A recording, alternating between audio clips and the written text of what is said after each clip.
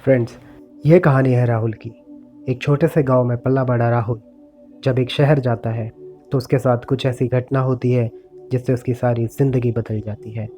राहुल बचपन से ही इंजीनियर बनना चाहता था। पढ़ाई लिखाई में आगे, खेल कूद में अव्वल और माता पिता का प्यारा राहुल।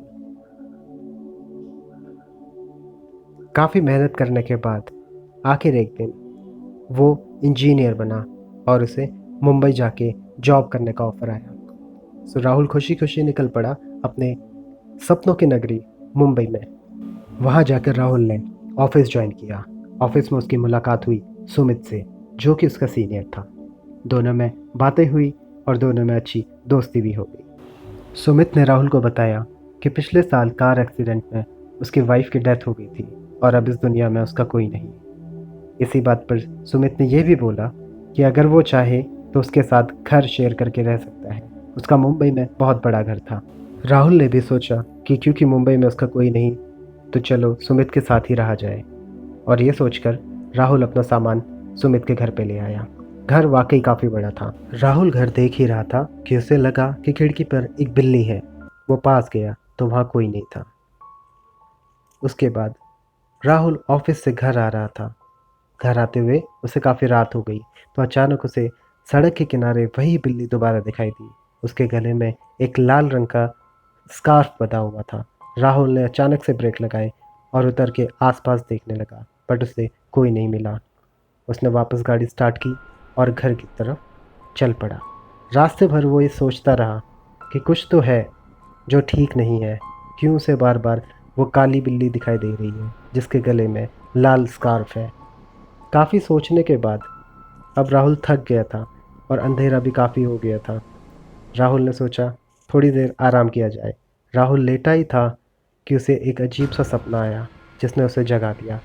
वो आके ड्राइंग रूम में बैठा और कुछ सोचने लगा। अचानक राहुल को लगा कि कोई उसे बुला रहा है, कोई उसे कुछ बताना चाहता है। राहुल उठा और चल पड़ा। रात काफ़ी हो गई थी, चारों ओर घना अंधेरा था और यहाँ कोई एक ऐसी शक्ति थी जो राहुल को कुछ बताना चाहती थी, उसे कुछ दिखाना चाहती थी। राहुल ने बिना कुछ सोचे समझे अपनी गाड़ी उठाई और चल पड़ा। राहुल की गाड़ी उसी जंगल में पहुंच गई थी जहां उसे वो बिल्ली दिखी थी। राहुल यहाँ वहाँ चलने लगा और चलते चलते वो एक शमशान घाट के पास पहुंचा। आखिर वो कौन था जो राहुल को कुछ बताना चाह रहा था और वो उसे क्या बताना चाह रहा था।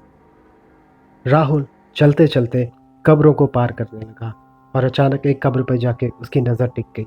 वहाँ एक बहुत पुराना कंकाल पड़ा हुआ था, एक लाल रंग का स्कार्फ और एक कैमरा था। राहुल ने पुलिस को कॉल किया।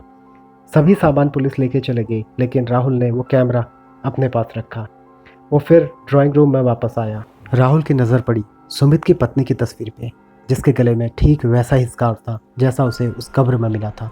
अब सुमित से रहा नहीं गया। उसने कैमरा उठाया और उस वीडियो को देखने लगा। जैसे जैसे वो वीडियो देखता गया उसका शरीर सुन्न पड़ने लगा। वीडियो में दिख रहा था कि कैसे सुमित ने बेरहमी से अपनी पत्नी का खून किया था और उस खून को उसने एक्सीडेंट का नाम दे दिया था। राहुल ने इस बारे में सुमित से बात की, लेकिन सुमित नहीं माना। राहुल ने पुलिस को फ़ोन किया। पुलिस आई और सुमित को लेकर चली गई, और इसके साथ एक बदला पूरा हुआ उस अतृप्त आत्मा का जिसको अभी तक मुक्ति नहीं मिल पाई थी। राहुल ने पूरे रीति रिवाजों के साथ उसका अंतिम संस्कार किया और उम्मीद की कि अब उसकी आत्मा को शांति मिल गई होगी। लेकिन क्या सच में उसकी आत्मा मुक्त हो चुकी थी?